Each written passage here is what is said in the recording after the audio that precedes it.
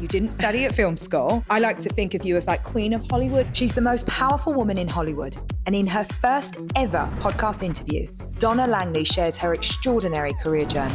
I think I am the girl least likely to succeed, for sure.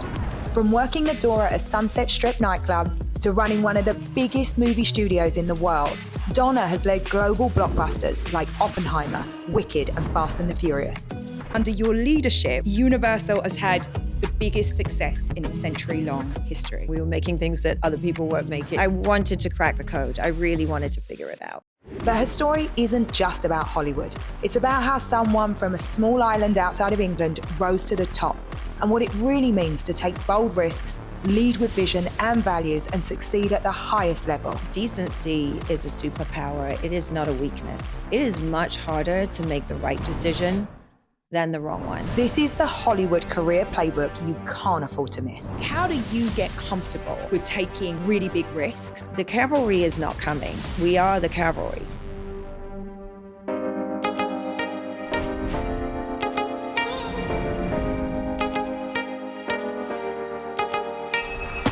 Donna Langley, I'm so happy to have you here today. Thank you. Thank you. I'm very honored to be here. Well, I'm especially honored because I heard that this could well be your first podcast interview. It is my first podcast. Thank you for saving it for me. Yeah, so thank you for bringing me into, the new millennium. As if you needed to. I mean, I have to say, I have been so excited to speak to you because the whole point of this podcast is for me to speak to people that I really aspire to. And your career is, it's almost the stuff of a movie. And I really want to make sure that we cover everything, because when I've been doing my research on you, there's kind of nothing in your past that says that you would end up being where you are today. You didn't study at film school. You don't have a family that's in entertainment. And in fact, you are, I like to think of you as like Queen of Hollywood, most powerful woman in Hollywood, but you were born in London and raised in the Isle of Wight. And so You have to take me back to the very, very beginning so we can all understand where you came from. Well, I think I am the girl least likely to succeed, for sure. But yeah, going all the way back to the beginning. So like you said, I grew up on the Isle of Wight. Which for those that don't know, the Isle of Wight is this speck at the bottom of England. It broke off from the rest of England. It broke off. It's all on its own. It's a pretty isolated place. I grew up knowing the Isle of Wight because when you get to the end of elementary school or junior school, as we say in England, the big 5th grade trip was to the Isle of Wight. So we were always trying to work to get to the Isle of Wight. But we might be the only people that were working to get there. Without question. So my parents moved us to the Isle of Wight when I was 7. My dad worked in London and my mum was a little bit of a hippie, a little bit ahead of her time. And so I grew up in a fairly unconventional household. She was a vegetarian before anyone was vegetarian. We were organic and macrobiotic before anybody else was. Really? Back in those days? Back in those days, wow. Yes. Brown bread sandwiches at school. And I think I built up a lot of resilience during those years because I was teased a lot. And, again, we sort of went against the grain. But my grandparents were artists. And so I grew up around the arts and with a real appreciation for them. I grew up reading. I was a dancer. So I grew up a little bit, not so much with my head in the clouds, but certainly with a very active imagination. And I think having the freedom of growing up in a really small environment where everything was safe, you didn't lock your doors, you could walk from one end of the island to the other practically. Everyone knew everyone. I remember one day the bus didn't come and I was crying at the bus stop and a lady stopped and I got in a car and she took me home. Those were the days. Those were the days. The good old days. The good old days. But I think that environment really did foster in me this kind of love of storytelling and also resilience, I think, because again, we were a bit odd man out, I would say, as a family. So talk to me about, where did you go from the Isle of Wight? At some point you ended up in London, right? Yeah. Yes. So after college, I did the big move. I had a boyfriend I met on the Isle of Wight that was working in London. Exactly. Always, right? It's always a love interest involved in the story. And I went to college in Kent. And after college, I went to London. It was always inevitable that I was going to leave the island. There was never a plan to stay. In fact, my whole childhood, I think, was plotting for the day that I would leave. And I left when I was 17 and I never went back. Are your I go parents back still to visit. there? My mum passed away Oh, a year and a sorry. half ago. That's okay. But my dad is there and my sister's there. No, so you do actually go back to the Isle of Wight. I do. And I take my kids, which is really incredible because so many of the things, my old stomping grounds are still there and I'm able to show my kids. It is a place that's frozen in time, I have to say. It really, in the most lovely way. Beautiful. You know, it's beautiful and it's just, you must have so many memories that come back to you when you take your kids there. I do. It is a beautiful place and it was very grounding, you know, as well to grow up somewhere like that. So you get to London and then what happens? Well, did you just doss around London and go to all the clubs? Please tell me that's what you were doing. You know, I lived in Northwest London, so I was all part of that Camden crew, and you know, going to all of those great live music venues and having a really great time. But to cut a long story short, because this could take, you know, this could be a whole series of podcasts if I told you the whole story, but met my best friend, who is still my best friend, who lives here in LA. Is she really? She's still, we moved here together. So she had been living in Los Angeles on and off since she was 17. Right. She was the girlfriend of a very prominent music manager. One day she plopped on my bed and said, I think we should go to LA. And you said? And I said, okay, let's go. Why? Yeah. And had you dreamed of moving to America? Yeah. No. Not at all. You just thought, why not? I just knew that I wasn't on the right path. I was working in the health industry at that point in a health club, and I could have had a really good career doing that. I was actually being offered a junior manager job, and when I quit, my then boss was very upset with me that I wasn't continuing on that journey. I remember the speech she gave me. You have a great career path ahead of you. Why are you throwing it all away? And I kind of said, I don't know, but I have to do this. I've got to figure it out. Go. How old are you at this point? 22. So at 22, you take yourself with just, you know, you've come out of college and you take yourself to Los Angeles, and just paint the picture for me. Like, what is LA at that point in time? Oh my goodness. Well, the good old Wild West is what I'm imagining. The Wild West. I'd never been to America before. I'd only traveled in Europe a little bit at that point in my life. And so I got here and I couldn't believe how big everything was. Yeah.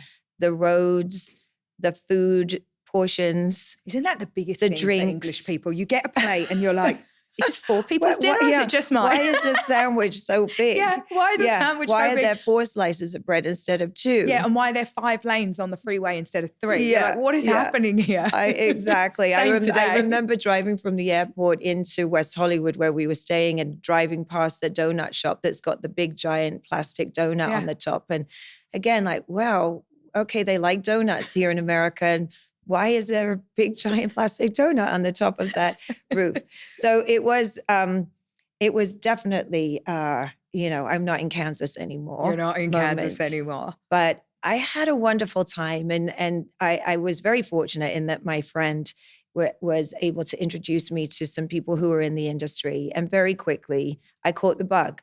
I went home and, you know, had to go backwards and forwards a little bit until I was able to figure out how I could actually train and work here. And my first job was an unpaid internship for a producer.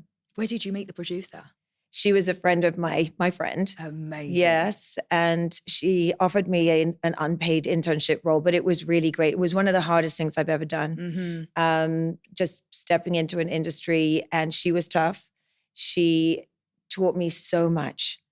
Again, that word resilience is going to come up a lot. Well, because people were tough in a different way back in those days, right? Yes. There was so much more room for you to just be tough, and you had to take it. Exactly. Yeah. But I learned, as well as, you know, how to deal with that and with a personality like that.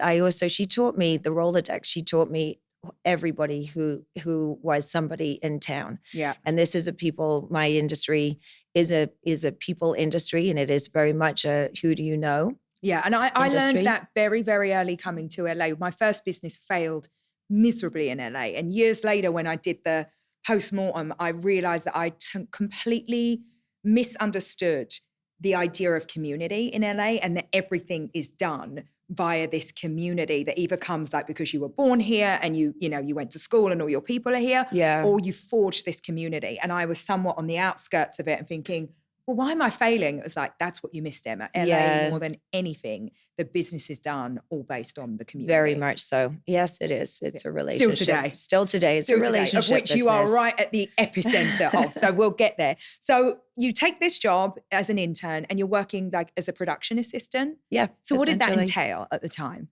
Oh, good Lord. Or I should say, what didn't that entail at the time? Exactly. Well, back then it was really funny. I mean, your listeners will really laugh at this because she had a really bad word processor. It wasn't a Mac.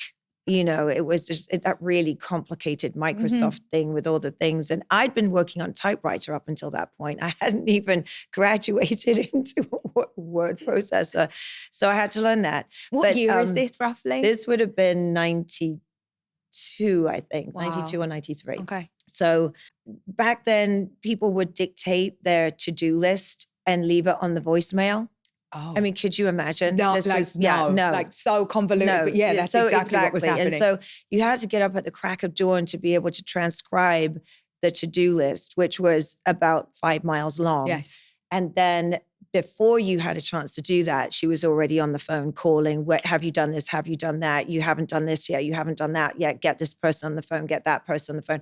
So this idea of you had to be 20 steps ahead, which basically meant you had to get up at 5 a.m. And you did that.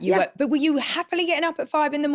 and happily attacking these tasks? Oh, you were like, get me out of here. Yeah, no, I wanted to crack the code. I really wanted to figure it out. That's incredible. Yeah. I mean, it really is incredible. So how long do you stay interning and working like assistant jobs essentially? Well, from there, I got a paid assistant job and one thing led to another. And didn't you work at a nightclub at some point? I did. Worked at the Roxbury, which is like a legendary back in those days. Legendary nightclub. Everybody who was anybody came to the Roxbury. Mm-hmm. I think they made a film about it called Night at the Roxbury. And I was a hostess in the restaurant, which was hands down the best job because it meant, it was a fairly short shift. The restaurant closed at midnight and everybody wanted a table. So everyone had to be nice. You were the key to the kingdom. I love it. That's some power in LA, straight out the gate. A lot of fun. Right, yeah. So you did that like at night, and then you would work your production job during the day. Yeah. Okay. And then like first big break, where does it all start falling into place and making sense First for you? big break is I went to work at a studio called New Line Cinema. Oh, yeah. Which still exists. It's part of Warner Brothers. But I'd actually met the guy who was at the time the president of production. He was the youngest president of production, I think, ever in the history of the movie industry. So he didn't know anything.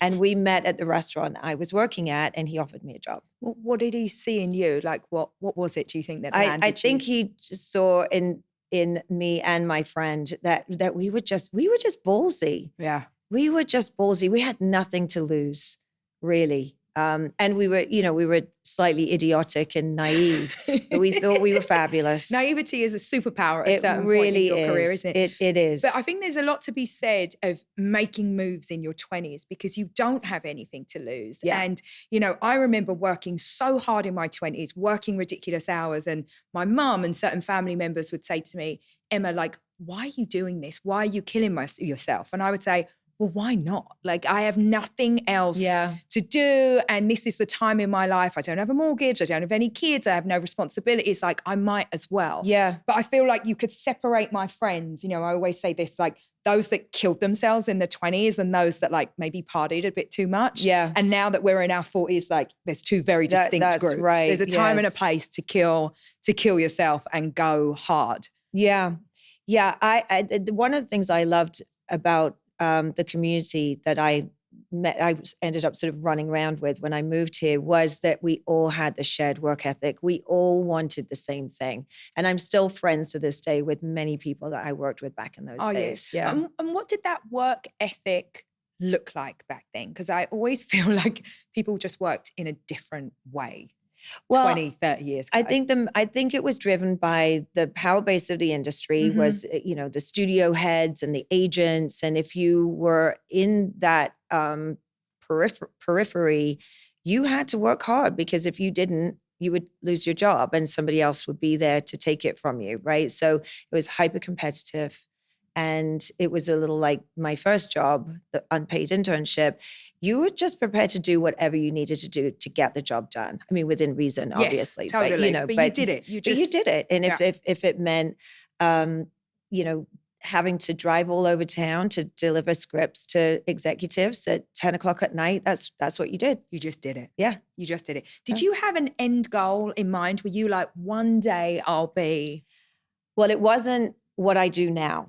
That's for sure. I actually remember I was still working at New Line, and a bunch of us were there in our 20s, and we were all going around the circle, like, what do you want to be when you grow up? And I think 3 out of the 5 of us said studio head. I think 2 of them became studio heads. No. Or thereabouts, Wow. And then I was just the one who was like, no, I'm not sure I'm going to do that. I think I want to make independent films. I think after I do this, I might like to make a documentary. I wasn't a dreamer, but I was always looking to take the path that was the one less traveled. Yes, but that is a through line in your career, and I really want to talk about that a lot, because I think it's one of the things that has made you not just so successful, but so interesting within your success. But before I go there, so you're at New Line at this point, and you are working, like, you've got your first big break, and just talk me through, like, what happens over the next kind of few years for you? Yeah. So, the goal when you're in our industry at that time of your career, when you're very early, when you're making the transition from an assistant desk to a junior executive, the goal is to have a film picked for green light to be made that you had something to do with, that Nice. You were an advocate of. And the first one I was involved with that happened was Austin Powers. Oh, wow. And that was my first big break. Wow. And I was a junior executive on the first movie. And on the second movie, I jumped up to be the senior executive, and I ran that whole project. I have to say, that's a little bit shocking, Austin Powers. Why were you so passionate about Austin Powers? I know, it's hilarious. Well, I love comedy. I do love comedy. Do? And I think my English roots helped me understand what was really funny about that. A lot of Mike Myers, he's the star of the film and the producer and the real brains behind it. A lot. He's Canadian English, and so a lot of his references in that were actually English. Peter Sellers, James Bond. So you just got it. You had an intrinsic understanding of the funny bits. And it was a difficult film. Every studio passed on it, and except for ours, because that's who we were at that time. We were making things that other people weren't making, which made it a lot of fun. But yeah, I think we all saw something in it that other people missed. Did you have a significant mentor or somebody that was championing you at that time? Not really. I was having this conversation with somebody yesterday. I think one of the reasons why I'm so focused on mentorship as something I can use my platform to do is because I didn't have a mentor.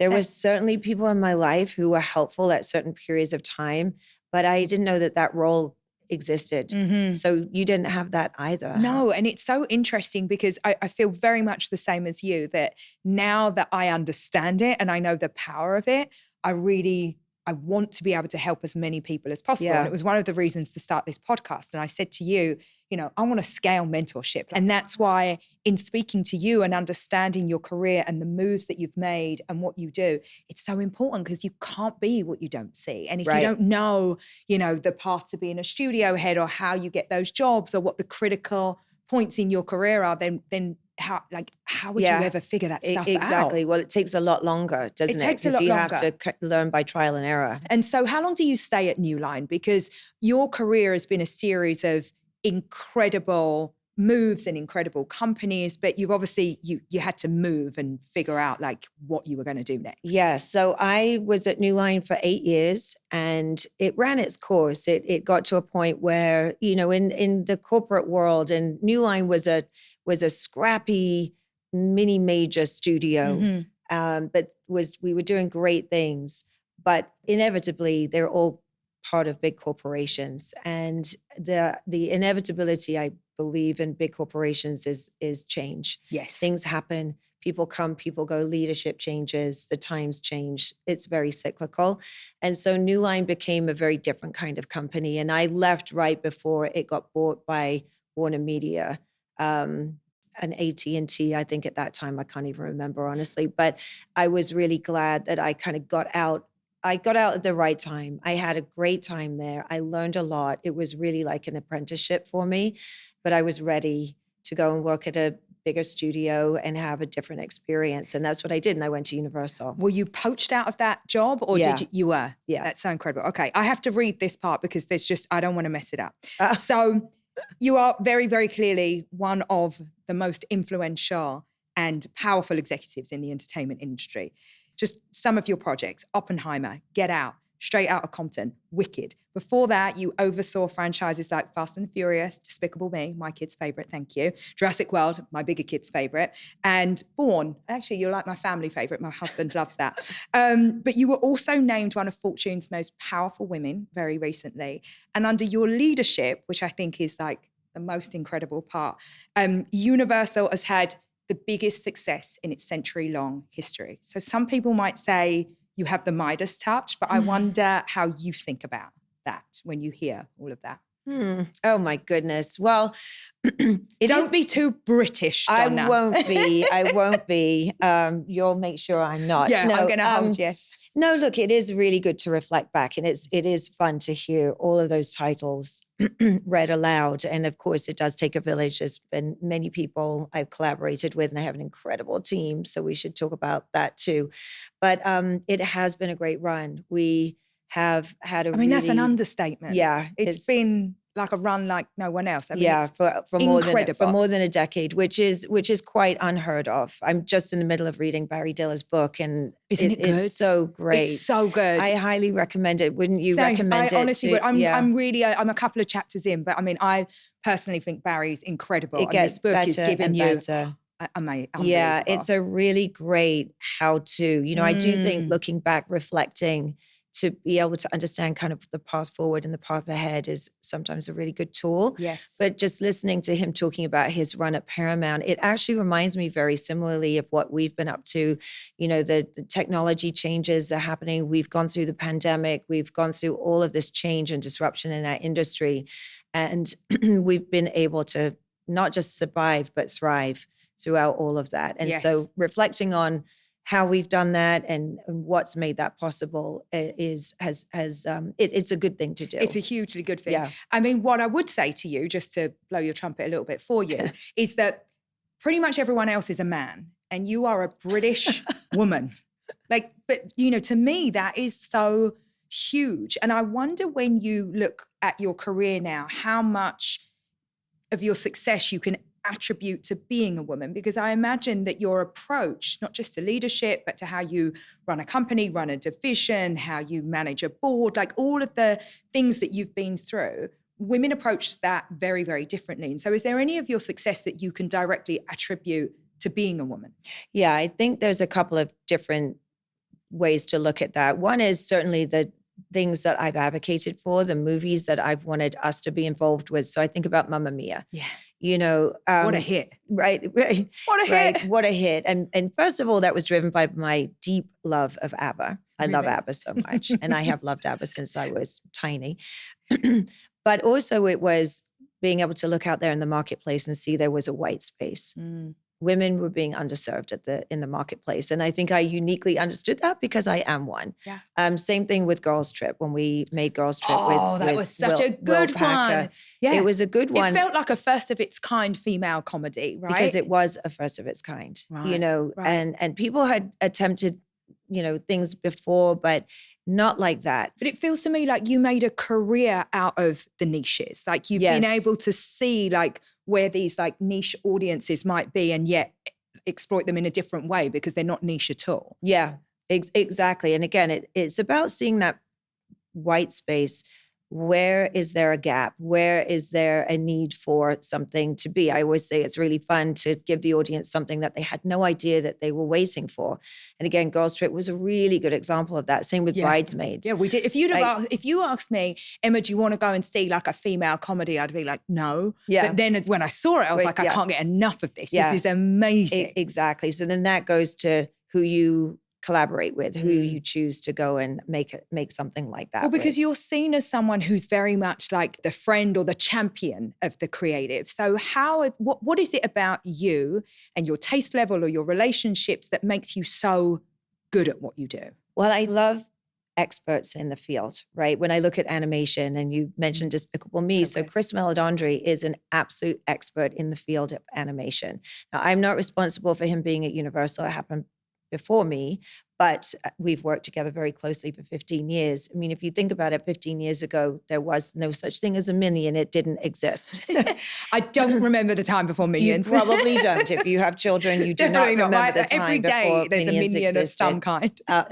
And what he's done in the animation space, and he rivals now, both Disney and Pixar, which were the two dominant brands. And we also own DreamWorks Animation, Shrek and Puss in Boots and things like that. But picking collaborators who are really good at what they do, not just really good, they're actually the best at what they do. Same with Jason Blum in the horror space. He's an incredible horror producer, filmmaker. And I don't like horror movies. I don't like watching them. I don't even like watching the trailers. So, going and finding somebody who loves all of that and excels at it, and, bringing them into the company to do their best work with us it's a sort of another pillar, and I think another way that we've managed to be very successful. But it is a huge part of what you do. I read about Christopher Nolan coming over to Universal from another studio to do Oppenheimer, and I wonder what your secret is to making big name talent want to work with you. It's a lot to do with stability, right? If you think about making a movie or making a TV show, making anything, you want to do it with and for people who know what they're doing. You can look at the organization and see real stability. Mm-hmm. You can sort of look through it, and if you ask yourself the question, is this a decent group of people? Are these people who work with integrity? Do they work well together? Is there sort of minimal politics? That's the kind of environment that we've worked really hard to create and to foster and maintain. Because it's not very Hollywood, is it? Because when I think about Hollywood, I think chaos, craziness, not stable at all. And instability. Yes. Yeah. So I think we've been able to maintain our stability with a really strong management team and a good culture. And culture does come from, it's top down, right? Culture comes from the top. Yes. I couldn't agree with you more. What is the skill that you've cultivated to make people comfortable and make them be able to see that? I mean, look, I think so tenets of leadership are, first and foremost, that decency is a superpower. It is not a weakness. And I think in certain industries, kindness, decency, these are words that are, frowned upon, right? They are viewed as weaknesses. They're not. It is much harder to make the right decision than the wrong one. It's much harder to stand in your integrity and your truth and your authenticity than not. I choose Function because it's the only health platform that gives you access to the kind of data most people never see and the insights for you to actually take action. Not vague advice, but real personalized info you can build a plan around. Function lets you test over 160 biomarkers, everything from heart health and hormones to inflammation, stress, and toxins. You can even get multi-region MRI and CT scans, all stored in one secure place and tracked over time. It's the most complete picture I've ever had of what is going on in my body. No wonder people like Dr. Mark Hyman and Dr. Andrew Huberman stand behind it. This week, I learned something super surprising about iron. If you're low, the answer isn't always more iron. Your body also needs ferritin to store it and copper to move it to where it needs to go. Without enough copper, iron can actually get stuck in your tissues unused. Function let me test all three, iron, ferritin, and copper, so I could finally see what was actually going on. I use Function and honestly, it's changed the way I think about my health. You should try it too. Learn more and join using my link. Visit functionhealth.com/aspire. I didn't start a business just to sell products. I started businesses to solve problems that I saw in the world. From jeans that could fit every woman to the shapewear you need when that dress slit is just a touch too high. I wanted to make products that people needed and stuff I could seriously scale into global businesses. That mission has always been at the heart of everything I've built. And when it came time to bring that mission to life, Shopify was the platform that made it real. It helped me go from idea to impact quickly, professionally, and without needing a full team. Shopify gave me the tools to launch with purpose and scale with confidence. I could customize my storefront to reflect my brand, manage sales across every channel, and track performance all in one place. And as things grew, Shopify kept evolving with me. I remember the day we launched Good American like it was yesterday, and we had so much traffic, I don't think we would have survived without the back-end infrastructure that only Shopify could provide in order to handle a launch that was so much bigger than we ever imagined. That's what makes it so powerful. It's built to support you at every stage. Whether you're just starting out or scaling a business that means something to you, Shopify makes it possible. This is your sign. Start your entrepreneurial journey now with shopify.com/aspire. Yeah, and I feel like that's part of the reason you standing in your integrity, that you can champion creatives and that you get to kind of play in these kind of niche lanes where popular wisdom might tell you that that's not going to be a hit or it's not going to be great. Can you give me an example of when you've had like real conviction about something that everyone else has been like, this ain't a hit? Well, Mamma Mia was that. Mamma Mia was that. And, you know, look, it's one of the inevitabilities of leadership, as you well know. Sometimes you have to make an unpopular decision. I remember during the pandemic, do you remember when everyone was talking about it only lasting for 2 weeks? Oh yeah, I remember those days. Yeah. everyone left their coats. We'll see you in 2 weeks. Yeah, leave your stuff. Everybody left all their crap all over their workspace, you know, because, we'll be back in 2 weeks. And I was like, no, we're not going to be back in 2 weeks. It might be 2 years. Did you understand that was going to be the shutdown of your industry? Yeah. Like, did you get that? I did. I understood it. Yeah. I had enough wisdom and just foresight and also just speaking to people all over the world. We had an office in China and we were we could see it coming. How do you even prepare for something like that? How do you get everybody? Because again, we're talking, you preside over, is it thousands of people? Yeah. There's like globally. So many people globally. Yeah. So when you have to be the person that is delivering that message and yet there's such uncertainty, like what did you do? Well, one of the things that I insisted that we did that was very unpopular is I started moving our films from the release calendar, right? So we always date our films a year or, 6 months, years in advance. And I remember having a conversation about Fast and Furious. Right. Fast and Furious was set to come out that summer, right? Remember, we all went home in March. Yes. It was a summer hit. And I said, we're moving it. We are going to move it to the end of the year. And then thinking that you could then have a theater release. That's right. And we'll see how it goes. We'll get to the summer. We'll reassess. And it was unpopular. Did everyone go boo? Oh, it was a big boo. It was a big boo. It was a big boo. And I walked out of that meeting and I went to the bathroom. I had to literally give myself the talk in the mirror. I was that cliche. So how do you get, because of course with a film like that, you've got, I'm sure, all sorts of forecasts. You have an idea of how much that should generate if you were taking it to theatre. So how do you balance that level of risk-taking? Like, how do you get comfortable with taking really big risks? And more importantly, how do you get everyone else comfortable around you? Yeah. Well, launching a film or, a TV show, but a film in particular is like launching a new business every single time. Every time. Right? You're bringing it to market. You're having to build your marketing campaign, your business model, your rationale, getting all your constituents on board with it. So there's a few different ways that you do it. I'm a big believer in building consensus along the way.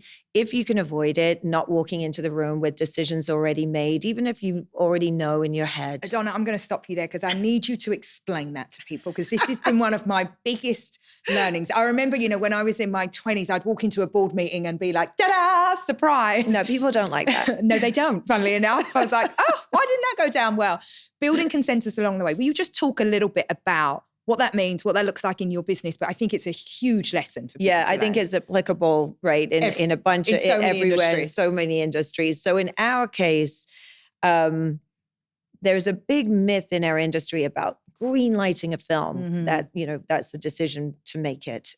How does a film get green lit? Who has green light power? When does it happen? How does it happen? Well, the reality of it is, again, when you're getting ready to make a decision about a film, there's a lot of different pieces that need to come into play. And it's an iterative process. It's a creative process, first and foremost, and that you have to then build a business model around. And so in the case of a film, you need everybody from the people whose job it is to create the marketing campaign, whose job it is going to be to oversee that film and make sure it stays on budget, it stays within the creative vision that we've all decided upon. The people who are going to get it into the theaters, get it all around the world, be in charge of the dubbing. I mean, there's so many people who touch a film, Yes. inside the studio. And so having an iterative process around that so people can get used to it. If you have time, it doesn't always work out that way, but generally speaking, it does. And so it's everything from just sort of getting them on board early with the idea of the script, what even is it, who's going to be in it, giving people a voice, Yes. and again, it's not at the end of the day about making decisions by committee, because that's not helpful or healthy.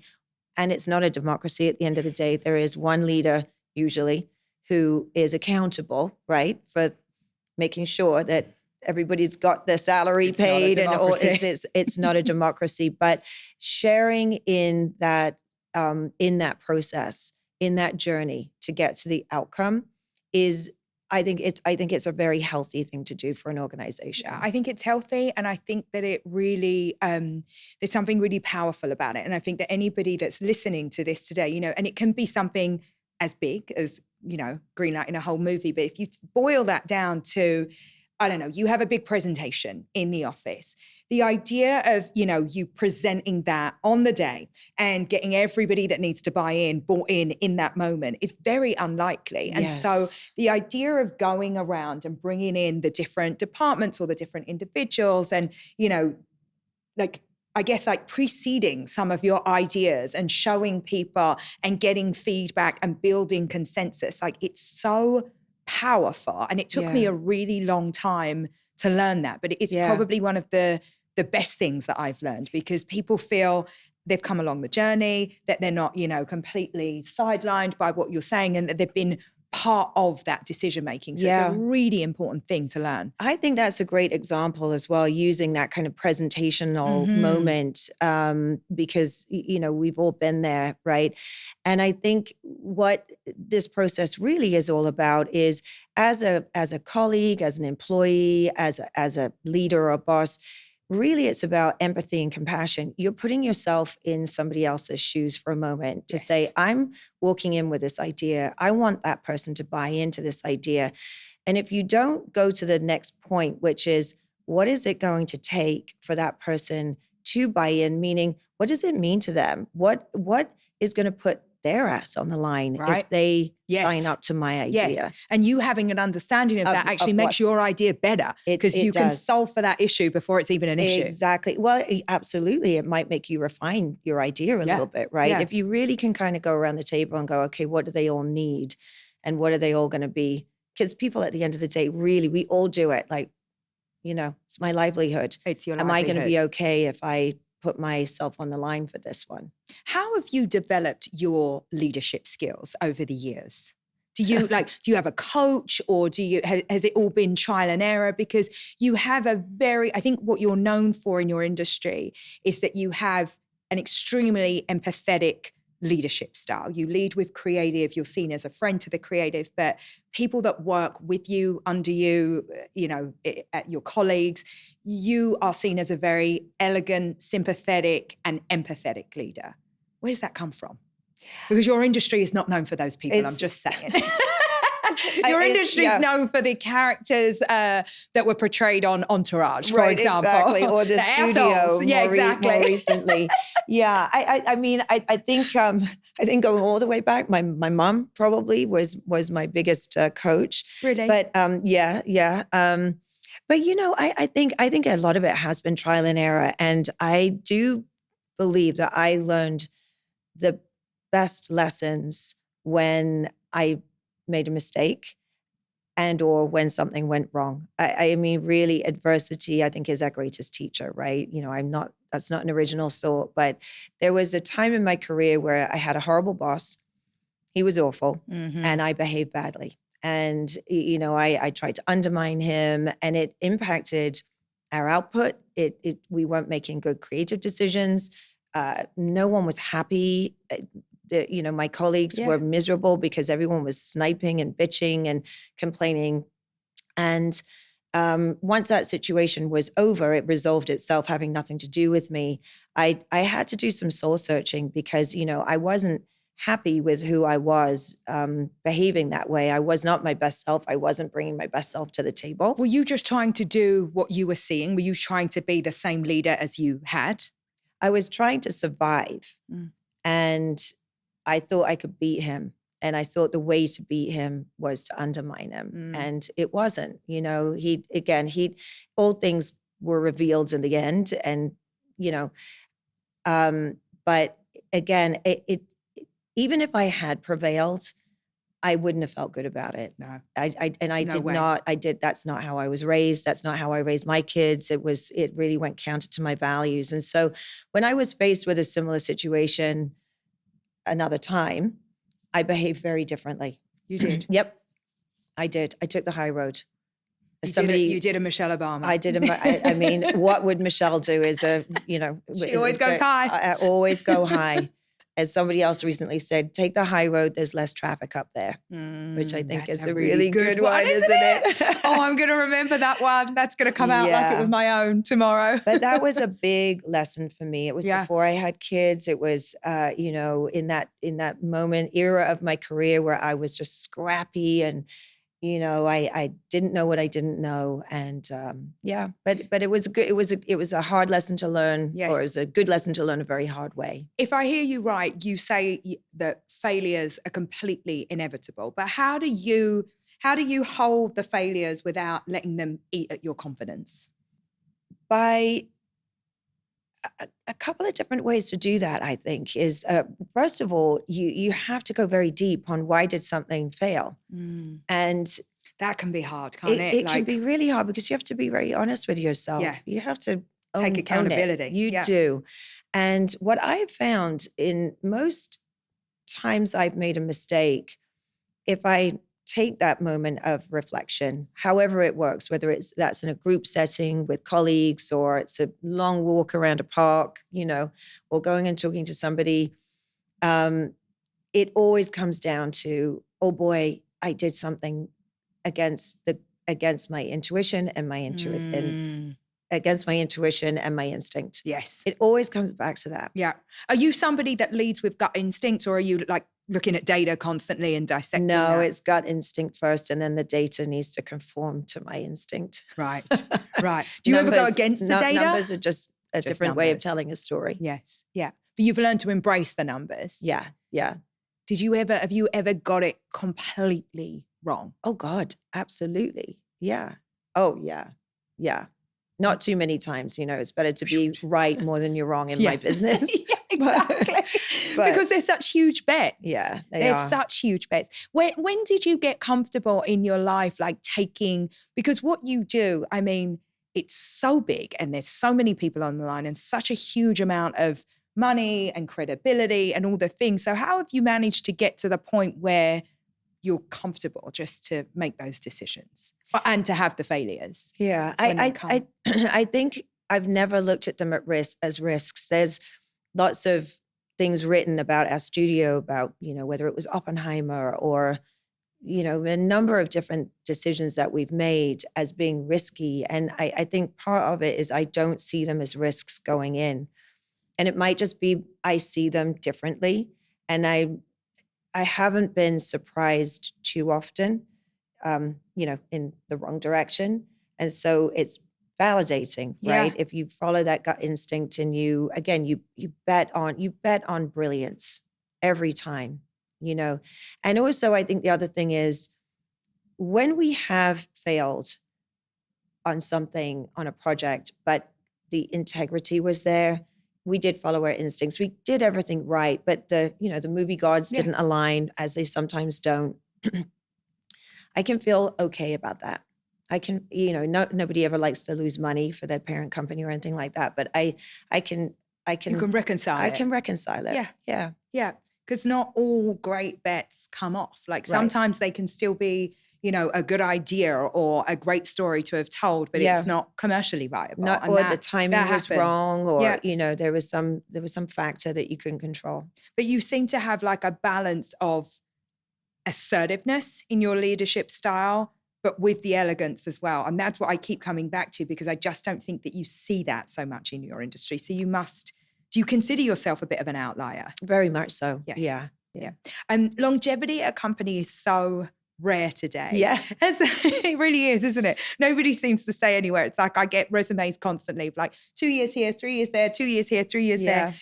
How do you continue, if that's the choice that you've made, how do you make sure that you continue to grow and you continue to thrive? Yeah. Well, I could get bored very easily. And so the fact I've been at my company as long as I have really is, a testament. I am never bored. Yeah, there's always some really fun thing to do. And I thrive so much on the creative process and working with creative people. So each movie feels different. Each filmmaker is different. And it's a different set of challenges and opportunities. But my company has also been bought and sold many times over. Yes. And so it has felt like I've worked for a bunch of different companies, even though it's all within the same one. And we've been owned by the same company now for a number of years. And that stability is really nice and good. And I'm sure if I was coming up today, I wouldn't have the same career path. I would bounce around a little bit more and probably go between traditional media and tech and do all those things. Different. It would be very different. But I have enjoyed working with a management team as long as I've worked with the majority of my team, because we've built up some core competencies that make it really satisfying to go to work every day. I bet. Do you think that or I should ask you, what are the specific traits that you have as a leader, as an executive, that have helped you remain effective and resilient? Well, I think I'm not fear-based, right? Because I just feel like the last few, it's been extremely challenging circumstances in your business, right? Yeah. But you have remained who you are, and you've remained very successful, but you've remained like at the core of who you are. I have lots of cliches that I bandy around a lot, and one of them is you can only control what you can control, right? And so while all of this swirl is happening around us, whether it is the pandemic or the disruption, the innovation that's happening with AI coming in. It must be crazy for your industry. Yeah. And we don't know yet what it's going to bring us. But, our job is to be kind of eyes wide open, look around all the corners, don't put your head in the sand, know that it's coming, meet it head on, but look at it as an opportunity, right? Yeah. So I think it's also, I have another fun saying where I say to my team all the time, the cavalry is not coming. We are the cavalry. So we need to just get on with it. We just need to get on with it. It's down to us. With it. Yeah. It's like no one's coming to save you. No one's coming to say exactly. No, this is it. This is it. It's us. It's us. Yeah. So let's get on with it. Let's get on that horse and go for a ride. That it feels like a very British mentality. It is, doesn't it? Very stiff upper lip. Yeah. Keep calm, carry on. Keep calm and carry on. But it kind of works because, I think if you let all the noise in, then you get off your sort of your axis, Yes. And I think when, as you well know, when you're working with creative people in a creative endeavor, it is really important to stay very centered. Yes. And not allow distraction into the process. You got to keep really focused on what it is, what's the vision? What are you trying to accomplish? What does this mean? What should this mean to the audience? What do we want to convey? And how do we get there? So I just think, just kind of denial is probably pretty healthy. a little bit healthy. Denial. Success demands stamina, And I've learned the hard way that willpower alone isn't enough, especially when I'm juggling early mornings, late nights, and high stakes decision making. That's why I started taking Armor Colostrum, and it's been a game changer. I've noticed real improvements. My energy's more stable, no more afternoon crashes, and my gut feels so much better. Less bloating, better digestion, and honestly, I just feel sharper. Armor Colostrum is nature's original performance fuel, packed with over 400 plus bioactive nutrients that help fortify cellular health, ignite metabolism, and support clean energy. It's not a synthetic stimulant or a trendy supplement. It's a bioactive whole food, sustainably sourced and backed by science.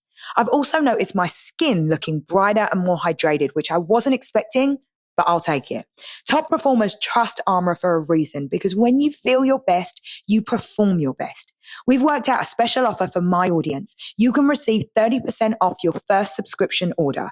Go to armor.com/aspire or enter Aspire to get 30% off your first subscription order. That's ARMRA.com/aspire. Feeling run down, foggy, or just off your game? Symbiotica offers high-quality supplements designed to support your body from the inside out, with clean ingredients and formulas that actually deliver results. Start with the liposomal glutathione, which supports glowing skin, gut health, and anti-aging benefits. For a calm, focused mind, there's magnesium L-threonate, known to help with brain fog, stress, and restful sleep. And for next-level immune and gut support, try the new liquid colostrum. It's packed with nutrients to strengthen hair, nails, skin, and help maintain a healthy gut lining. Each product is thoughtfully formulated and easy to take. No pills, no powders, just flavorful liquid supplements designed for optimal absorption. And with monthly delivery, it's simple to stay consistent. Go to symbiotica.com/aspire for 20% off plus free shipping. That's symbiotica.com/aspire for 20% off plus free shipping. Reflecting more broadly, do you think that your journey would be possible anywhere else other than in America? It's such a great question, and I do ask it a lot. I don't think I would have been able to do what I have done in the UK. I don't, No. Sadly. No. It's true, isn't it? I think it is quintessentially American. Yeah. The journey specific, like that journey is just something that can only happen here. I know it's so interesting, because I think in a moment where so many people are down on this country, I think that there's so many great things about this place. But one of them is that the American dream is still alive and kicking in so many ways. I always used to say, and this is not a knock on our country, but I always used to say in the UK, you would have a big idea and response would be, what do you want to do that for? Yeah. Why would you want to do that? Knock down straight away. You come here and you have that same idea. How can I help? What can I do? Yeah. Let me be a part of that. But you, in our wonderful country, you have been recognised as a dame. Yes. You're Dame Donna Langley. I should have curtsied or something when you come in. Does that honour mean something to you? It does. Yeah. It does. I remember the year I got it, which was right before the pandemic, actually. So I didn't collect it until afterwards. But my son, really? What? Yeah. I know. It was a dream delayed. I saw the photo. That's why I'm wearing polka dots today, by the way. That's right. Because I saw the picture of you and King Charles. So you did get to go and get it in eventually. person. I did. So upset. It was fun. But I remember my son, he was 9 at the time. And I was, looking at the letter that I'd received. And he said, Mom, is this something that you wanted since you were a little girl? And I said, God, no, absolutely not. You sort of thought it was something that other people had and sort of older people maybe. Yes. So it was an interesting one when I got it, but it was really wonderful. And look, I love my country, and I do identify very strongly with with a lot of cultural aspects of being English. And so to be recognized for the contributions that I've made to our industry and other things, and in such a very specific and beautiful way, it meant more to me than I thought it was going to. I have to say, I'm very proud of it. I can't imagine. You should be so proud, and you are such a one of one. And again, I think it's so important for British people to see, like, the idea that you could be born in the Isle of Wight and climb the ranks and be in this position in Hollywood. I mean, it's pretty major. One of the things that I really wanted to touch on with you is that you were such a figurehead during that moment of MeToo. And I think certainly everybody who listens to this podcast knows what that was about. But I wanted to ask you now, being reflective and in hindsight, looking back, did it work? Did it actually change your industry? I think it changed. It did. So what I would say is I think it did change the industry. I think we made progress. Mm-hmm. And what I learned very early on in those days was our job was to make as much progress as we could and understand that the door would probably shut behind us at a certain point. Mm-hmm. In fact, Gloria Steinem came to speak to us and she said a version of that. Movements are not linear. They kind of meander around you. Exactly. Yeah. It's like, you look at any movement and you make real progress, usually in the face of crisis. Yes. And then for whatever reason, the door gets shut behind you. Yeah. And oftentimes you can go a little bit backwards before you go forward, because it's like a pendulum swing, right? Yes, exactly. We're waiting for the overcorrection. We want to go like this. Yeah, yeah. And I do think it was it's been an interesting few years, but I know in my own organization, we made a ton of progress. And I know in the industry, we made a ton of progress. One of the things that came out of it, which I really appreciate that I experienced and benefit from, is a lot of women came together as a community that had not happened before. Very true. I think we had all been raised up in the industry thinking, we had to be a little bit circumspect. We were putting competition with each other. There were so few opportunities for us. We were there in service of the guys. And that all kind of went away. And I think we broke down a lot of barriers there, which was really good. Yeah, I mean, I think I could see that at the dinner you hosted for Vital Voices the other day. Not that the two things were linked in any way, but the group of people that you put together in some in some conversations would be considered competition. But this is a bunch of very high-powered women in your industry that have come together because of that. And so I think that was a hugely beneficial around thing. Common goals. And that can't be taken away from us, right? No. You have, that's there now. We can shut down programs and we can do all the things we need to do to conform to what the government needs us to do. But you can't, you can't undo what's been done. So what I would say is, the work is not done. It's not over. There'll be another moment when, we have the opportunity to really forge ahead.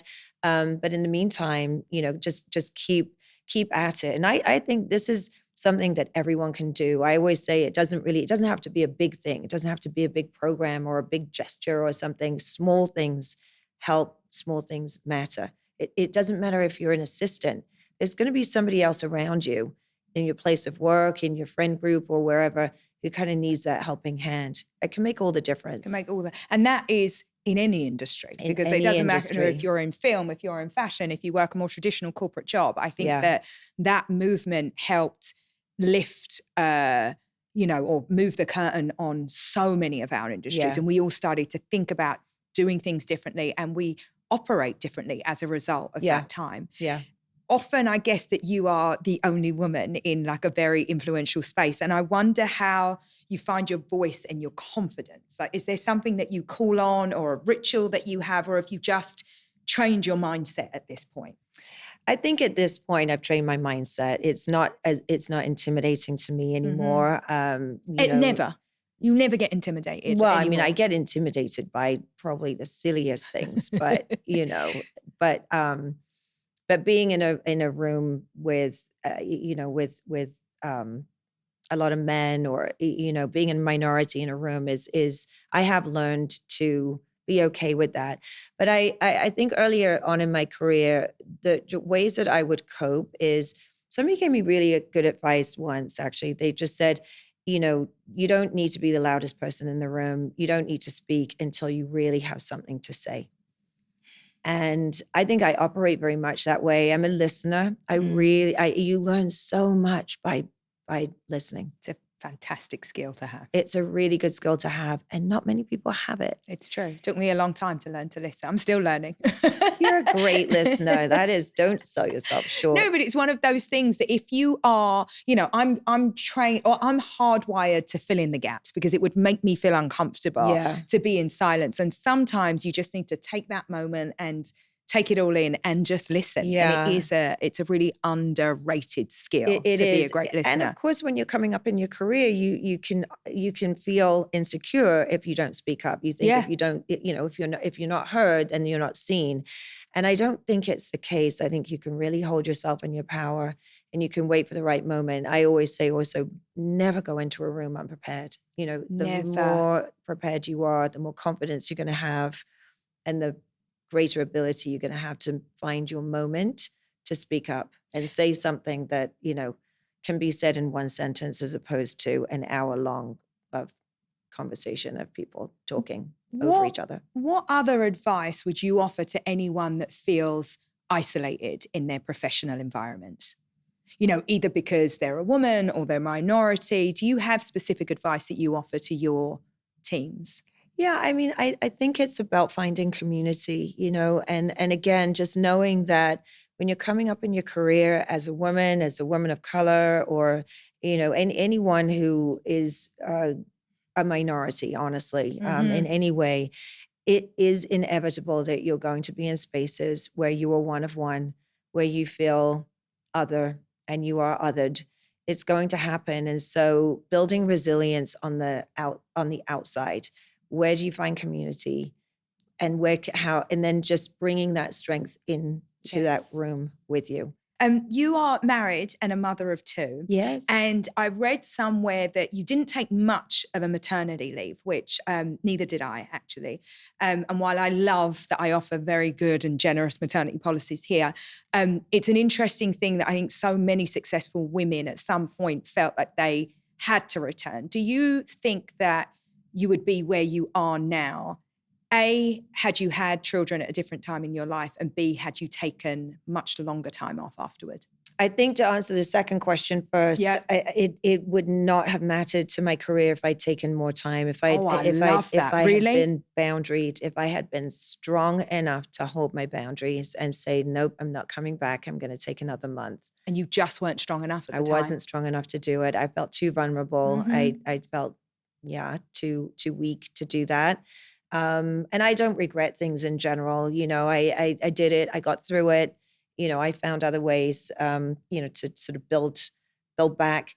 But so what was the first question? No, I'm so glad. No, because I'm taking in what you say. And I love, first of all, I love that you say out loud that you didn't have the strength to be able to, say, no, I'm going to take a longer time, which I think is really important. The other part of my question, so it was, do you feel like if you'd have come back earlier, that would have been any different? But the next part was when you choose to have children, because I feel like for so many women, you're like, there's just never a right time. I shouldn't do it in my 20s. That's too soon. Then I'm going to get to like my mid 30s and that's like too late. And so I just wonder about your timing. Was it purposeful? Would you have done anything differently? Well, my journey to be a mother was a difficult one, and I had an operation that went horribly wrong, and it really delayed my ability to have kids. And so I had my first son when I was 41 almost, and my second when I was 43. Oh my goodness! So I am a geriatric mother. That is I hate the way they say that in this country. It's the official term. It is the official term. It's the official term. So demeaning. So they need to rebrand that. We need a rebrand for sure. We really do. Can you come up with something? I will come up with something tomorrow. Let's do it now. Make a t-shirt and let's strike that one from the record. And so what I would say is I have loved being a slightly older mother and bringing the perspective I have to the table of, being a mother that I've experienced a lot. Also, I was at a point in my career, I certainly wasn't done, not by a long shot, but I felt like I felt like I could prioritize my kids and my family and my marriage and my career, and everything else would kind of go by the wayside. My social life changed a lot. I don't do that thing of going away with my husband on our own very often. I wish I did. Something's got to give. Something's got to give, right? You can't do it all. Not all, and all at the same time. As you correctly say. So real pros and cons. Having said all that, so it's really worked for me to have my kids at the age that I've had them, and it really keeps you young. It keeps you on your toes. I've got 2 boys, and they are relentless, and it helps that my husband's 5 years younger than me. There's that. That was smart, well strategic. played. Very strategic, very strategic. And he's very sporty and does all the things with them. But I do recommend to a lot of young women I work with to, if they're on that career path, take advantage of, some of the health benefits that exist now. Go freeze your eggs, go do all that. Really get on your, if you want to have a family, plan your family in the way that you plan your career or the way that you plan anything else, right? And I didn't do that. Say more, Donna. Don't you think that we just need to be like having the conversations very and intentional not like putting it under the table? No. We do need to be having that conversation because it does get exponentially harder the older you get. That's a very real thing. Yeah. And there's no shame in it and there's no taboo to it. It's our body. We can do what we want. And, if that's something that you really feel like you're going to want to do, it's just a backup system. Yeah, it's just a backup system. But I love that you say plan it like you're planning your career moves because it is one of those things that requires thought and timing and planning. And there's no shame to you being planful around it. You just have to figure it out. And again, if it is something that you really, really want, then it needs to be part of a plan. Yes. It can't be an afterthought. 100%. I didn't have a plan. My husband and I were having so much fun. I mean, I had a plan, but even the best plans didn't work out. Right. So there's that too. Yeah, exactly. You might have a plan and it suddenly doesn't work. I had my first 2 children naturally and it was so easy and so great. And you have this idea that you can choose your timing. Yeah. And, when I decided I'd like a 3rd child, turns out I couldn't choose my timing. Right. And that, was a major setback to me. That was something that was such an upheaval and so, it's like shakes you to the core because once you've had 2 children naturally, you never imagine it's going to be any different. But I think it's just about being honest with yourself about what you want and when you're going to be able to do that and being really forthright in your decisions around it. Yeah, I agree. I do. I think so. And there isn't really enough out there. I don't think we talk about it enough. We're not honest enough about it. Right. That's what happened. And, it's so interesting because I think that I'm, I talk about everything and, all the sorts of things with my girlfriends. And even I hid for a little while that I was having IVF. Yeah. There was something in my, it's like I can do it all, I do anything. Yeah. And I was like, why? There's a bit of shame associated with it, I think, in our culture. Yeah. Which there shouldn't be. No, there just shouldn't be because once you do tell someone, I remember telling, and the 3 women I was with at the time were like, me too, me too, me too. And I was like, what am I doing then here? You find your community. You find your community and you often find they're right next to you. Yeah. Like right there. Yeah. Which is very, very interesting. Yeah.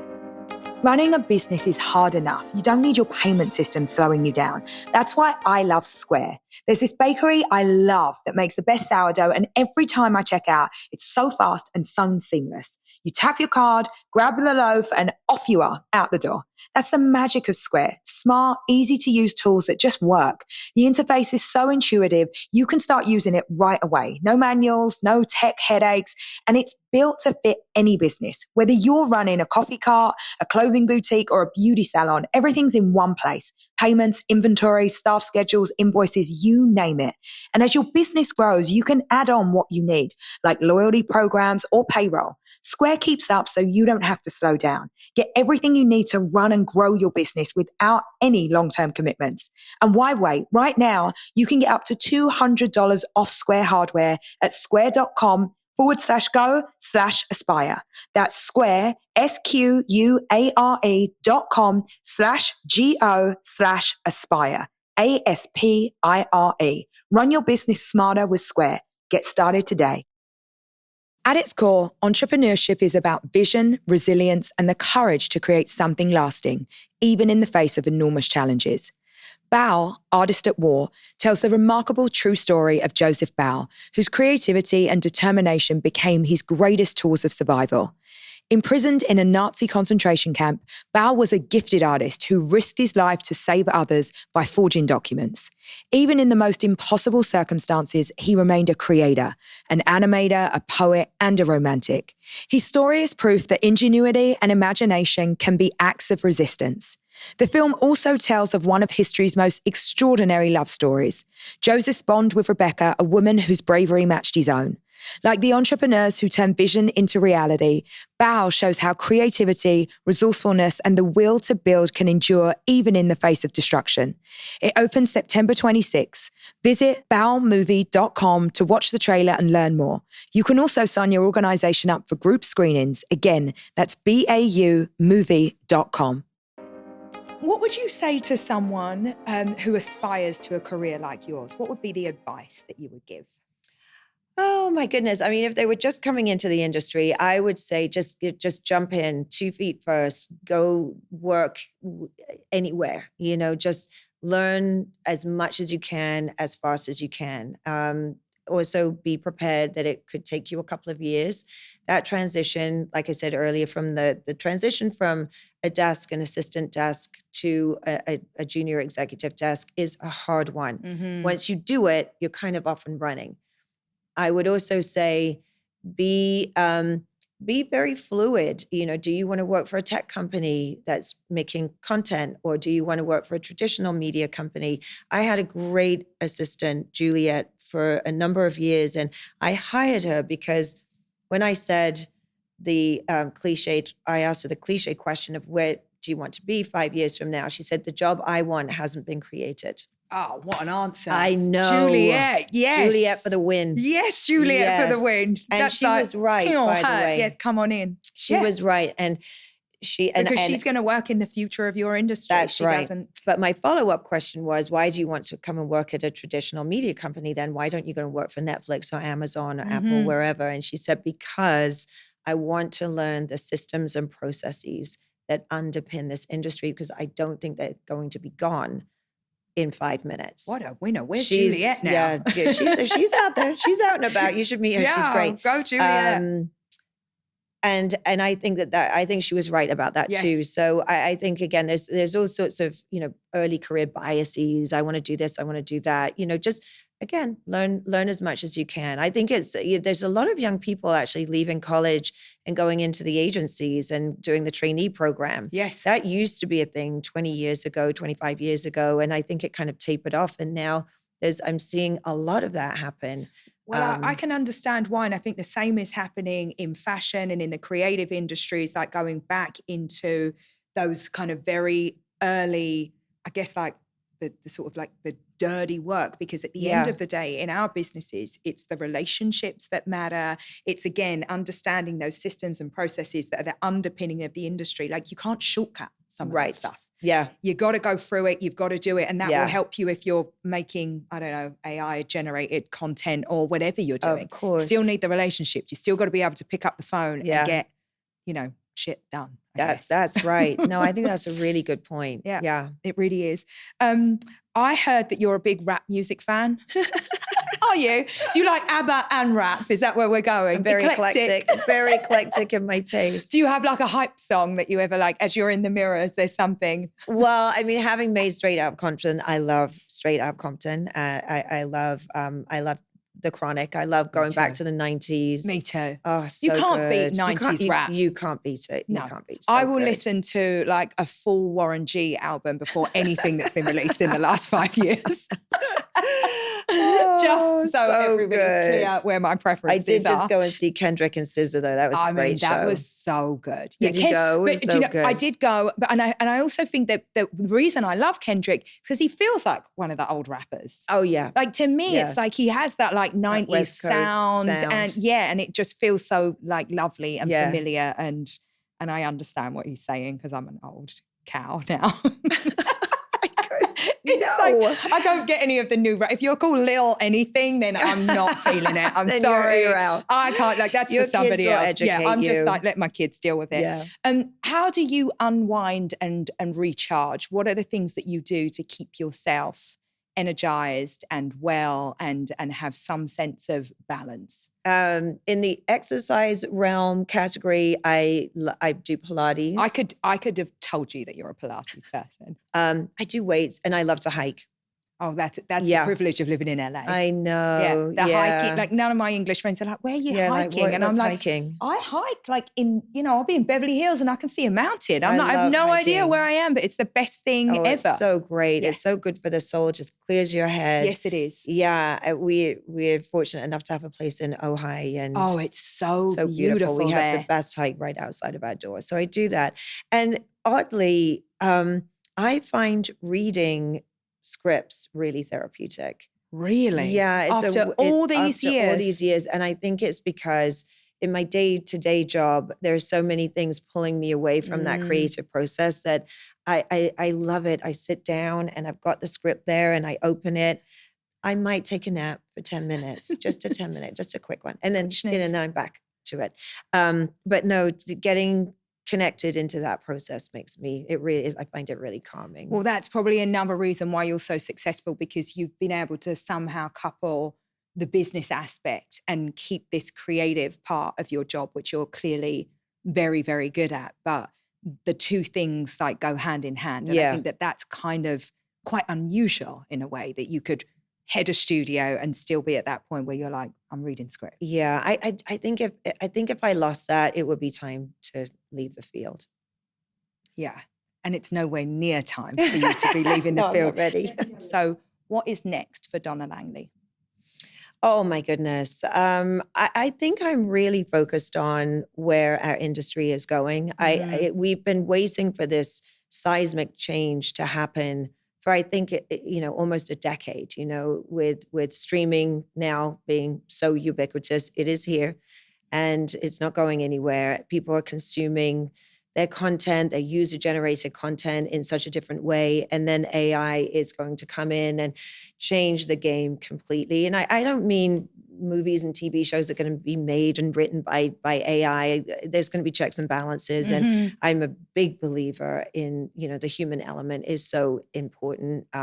It's our compassion and empathy that enables us to tell stories in the way that we do. And storytelling is as humanity, it's the one constant, right? So I'm just excited to kind of see where it goes and look for any opportunity to continue doing the things that I really love doing and hold on to those but don't hold on too tightly to the things that are maybe going to change and go away forever. That feels very, very sensible. That feels like a career that's set up for you to be doing this for the next 30, I wish 40 I could say years. I'm going to go do this or I'm going to go do that. I really, I'm not uncertain. It just hasn't revealed itself yet. There's something there. There's something there that's going to be pretty exciting. But maybe that's part of the secret, that you are so open to what's coming next and you're not scared of it, rather you're embracing it and you're just going to be ready for when it does come. Ready for whatever it is. Yeah. That's incredible. I love that so much, because it's a crazy time in all of our businesses. Yeah. So if we can approach it with that idea of being open and being part of it, that's surely the way to go. That's the way to set yourself up for success. Yeah. Yeah, I think so too. All right, I only have some rapid fire questions for you. Oh, good Lord. Oh, these are the ones I'm really bad at. On the spot. Okay. What is the first thing you do when you wake up? Make a cup of tea. Oh, I love that. What kind of tea do you like? English breakfast tea. Of course you do, darling. With milk and sugar. You do, milk and sugar. Oh, yeah. The best. What's the last thing you do before you go to bed at night? Kiss my kids. I kiss my boys. So They are now lovely. old enough that they stay up later than me. Yeah, So- I'm approaching that right now. Oh, Every now and it's a again, I'm nightmare. like, if you're staying, like I'm going. It's My younger one is now wanting to go and see movies, the midnight showing, and expect me to pick him up afterwards. So Oh, yeah, I'm in that zone. Yeah. get an No, Uber. Get you an know? Uber. Exactly. You'll be fine. Figure it Yeah. out. So, but yes, I love, they still snuggle, which is really cute. It's so Yeah, lovely. yeah. Take the snuggles while you can. What are you currently aspiring for in your business life?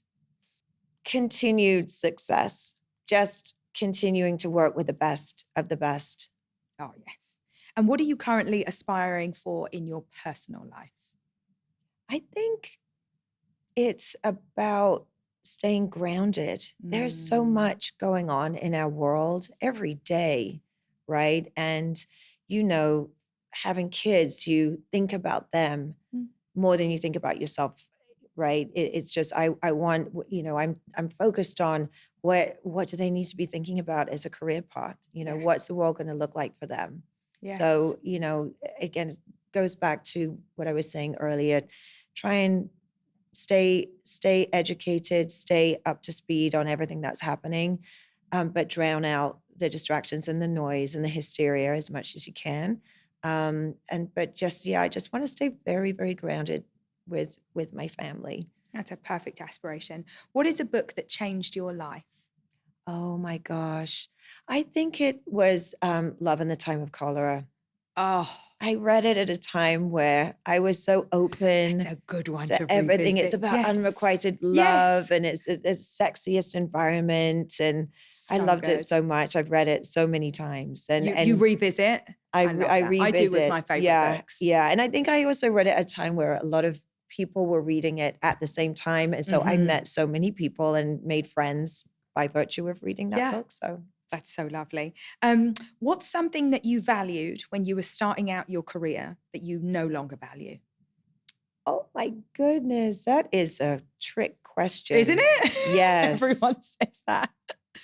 I think in my early days, I was much more ego-driven, about having to get the credit for something or having to get the accolade for something. And over time, that's dissipated. Sometimes you do, sometimes you don't. Sometimes you'll get the pat on the shoulder. You have to learn to be okay with not getting the pat on the shoulder. It's nice when you get it, but you don't always get it. That's some good advice right there. What's something that you value now that you didn't back then? I think I've come to really treasure my friendships and my close relationships, either professional or personal. In a way that when you're younger, people come and go, people move in and out of lives. You're kind of here 1 minute and over there the next. And I think it may be solidified after having kids and even through the pandemic. I just really treasure the people in my life who I know I can count on, who are there for me. Does that include that lovely woman that moved to the US with you? Yes. Amazing. My bestie.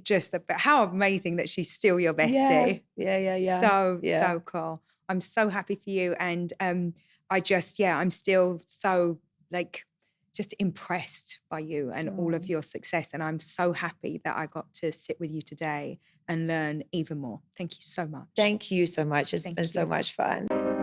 Thanks for joining me on the Aspire podcast. For more strategies on how to build the life of your dreams, be sure to subscribe to our YouTube channel.